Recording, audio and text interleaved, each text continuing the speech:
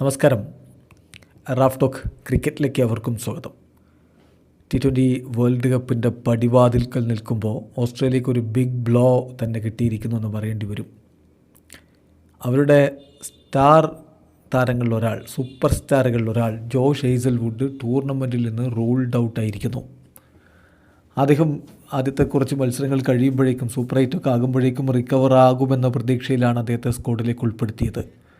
But unfortunately അത് സാധ്യമല്ല എന്ന് മനസ്സിലാക്കിയിട്ട് ഇപ്പോൾ കൃത്യമായിട്ട് സെലക്ടർ ടോണി ഡോർമെയ്ഡ് പറയുന്നു അദ്ദേഹം റൂൾഡ് ഔട്ടായിരിക്കുന്നു എന്ന്.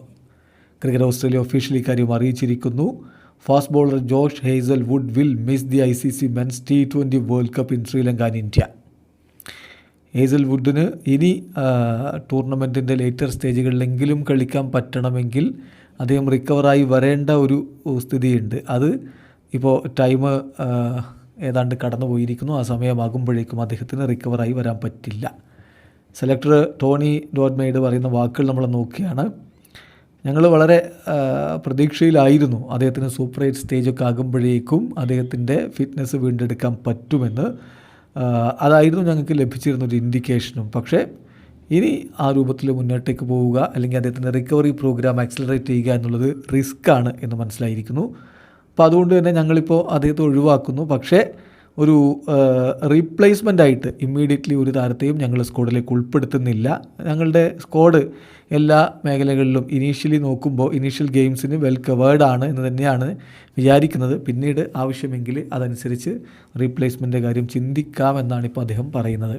എന്നാലും നഥാൻ എല്ലിസും ടീം ഡേവിഡുമെല്ലാം കൃത്യമായി ഓൺ ട്രാക്കിൽ തന്നെയാണ്. ഗ്രൂപ്പ് സ്റ്റേജിൽ അവർ അവൈലബിൾ ആയിരിക്കും. അതേസമയം ആദം സാംബ ഫസ്റ്റ് മത്സരത്തിൽ തന്നെ അവൈലബിൾ ആവും എന്നുമാണ് ഇപ്പോൾ റിപ്പോർട്ടുകളിലുള്ളത്. ഏതായാലും ഓസ്ട്രേലിയയെ സംബന്ധിച്ചിടത്തോളം അവരുടെ പ്രാക്ടീസ് മാച്ച് കഴിഞ്ഞ ദിവസം നെതർലൻഡ്സിൽ നിന്ന് നടക്കേണ്ടിയിരുന്നതാണ്. മഴ പെയ്ത് അത് അബാൻഡൻഡ് ആയിപ്പോയി.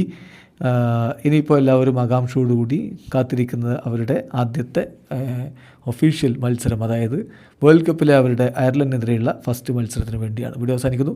ക്രിക്കറ്റ് ലോകത്തെ കൂടുതൽ വിശേഷങ്ങളുമായി റാഫ് ടോക്സിൽ എത്താം.